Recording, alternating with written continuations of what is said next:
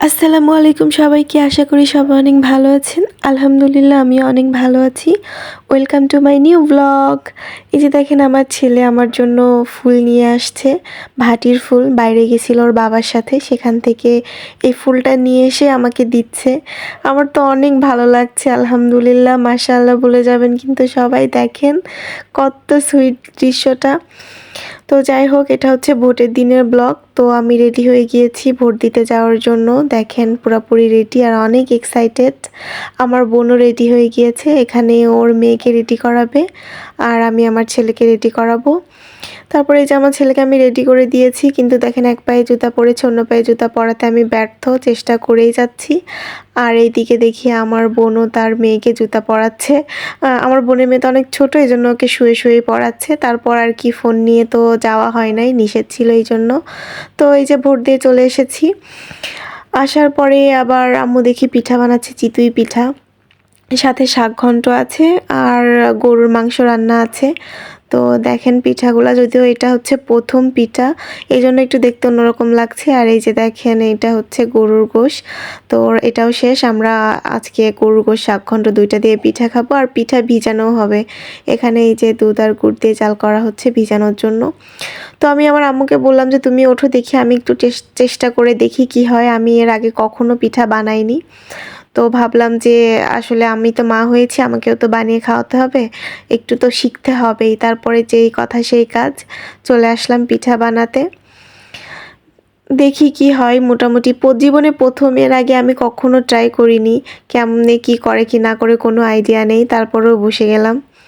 তো মোটামুটি অনেক কাজ করছিল যে কীরকম হবে কি না হবে, কিন্তু দেখি মোটামুটি খারাপ হয়নি পিঠাটা।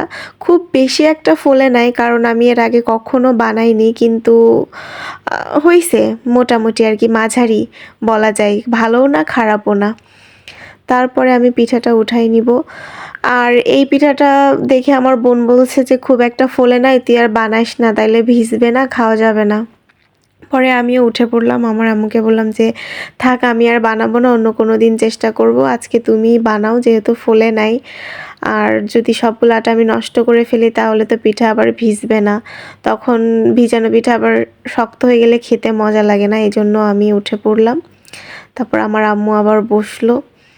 কি আর করা, আমাকে তো শিখতে হবেই, কারণ আমিও তো এখন মা হয়েছি। আমি যেমন আমার মায়ের কাছে আবদার করি, আমার ছেলেও তো আমার কাছে আবদার করবে পিঠা বানিয়ে দাও। কিন্তু কি আর করা, আমি কিছুই পারি না। তবে চেষ্টা করি শেখার, ইনশাআল্লাহ খুব দ্রুত এটাও শিখে যাব, মানুষ চাইলে সবই পারে।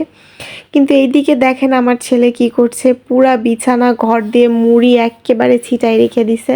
আর এই যে দেখেন এটার মধ্যে বসে খেলে এটা পুরো ভেঙেই ফেলেছে। বাচ্চাদের নিয়ে আসলে হয় না, ওদের মাথায় যে কখন কি চলে, কি করতে ইচ্ছা করে ওরা নিজেরাও বোঝে না, কিন্তু যখন যেটা ইচ্ছা করবে তখন সেটাই করবে।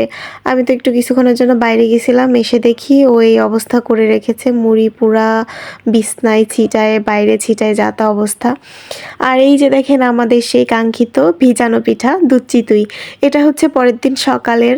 তো মাশাআল্লাহ পিঠাটা অনেক মজা হয়েছিল, দেখতে অনেক সুন্দর আর খেতেও অনেক মজা। আর গুড়ের পিঠা খেতে কিন্তু বেশি মজা, কারণ গুড়ের একটা আলাদা ফ্লেভার থাকে, যেটা খাওয়ার সময় অনেক মজা লাগে। তো আমি এখান থেকে কয়েকটা পিঠা নিয়ে নিচ্ছি খাওয়ার জন্য। আর এই পিঠাটা কিন্তু আগের দিন রাতে ভিজিয়ে পরের দিন সকালে খেতে বেশি মজা। চাইলে কিছুক্ষণ পরেও খাওয়া যায়, আবার সকালেও খাওয়া যায়। আর এখন যেহেতু ফ্রিজ হয়েছে, ফ্রিজে রাখলে পিঠাটা নষ্ট হয় না, কিন্তু ফ্রিজে রাখলে পিঠাটা একটু শক্ত হয়ে যায়, আগের মতো আর মজা থাকে না। তো দেখেন আমি কতগুলো পিঠা নিয়ে নিয়েছি।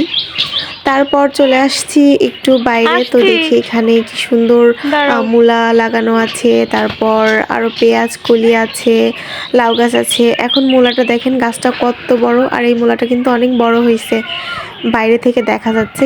এই মূলাটা এখনই তুলে নেওয়া যাবে। তো দেখেন খুব সুন্দর লাগছিল দেখতে পরিবেশটা। আর এই যে দেখেন লাউ গাছ, লাউ গাছে কিন্তু অনেকগুলা লাউ ধরে আছে, আর এখানে পলিথিন বেঁধে দেওয়া হয়েছে যাতে করে লাউটা নষ্ট না হয়, সুন্দরভাবে বড় হয়। এভাবে বেঁধে দিলে লাউটা খুব সুন্দরভাবে বড় হয়, নষ্ট হয় না। আর ওই দেখেন এখানে পেঁয়াজ গাছ লাগানো আছে। তারপর দুপুরের পরে আর কি আমি আর আমার বোন একটু চা খাবো। আমাদের বাচ্চা-কাচ্চা ঘুমিয়ে গিয়েছে। তো আসলে বাচ্চা-কাচ্চার জন্য ঠিকঠাক মতো চা খাওয়া হয় না। ওরা ছোট তো অনেক।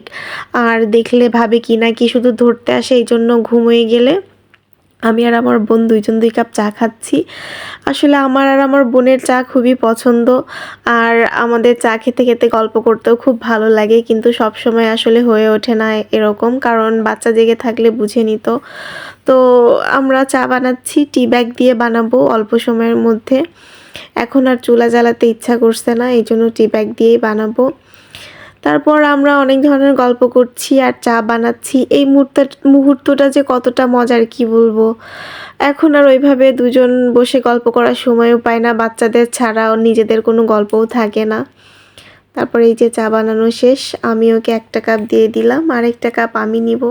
নিয়ে দেখছি চায়ের লিকারটা একটু কম হয়েছে। তো আবার একটু ঘাটাঘাটি করে নিলাম।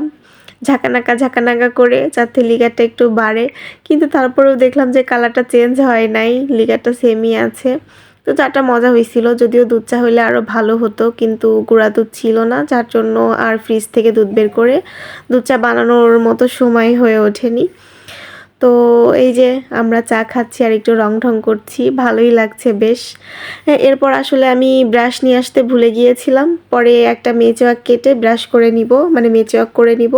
তো আজকে আমার পুরো ভিডিওটা দেখার জন্য সবাইকে ধন্যবাদ।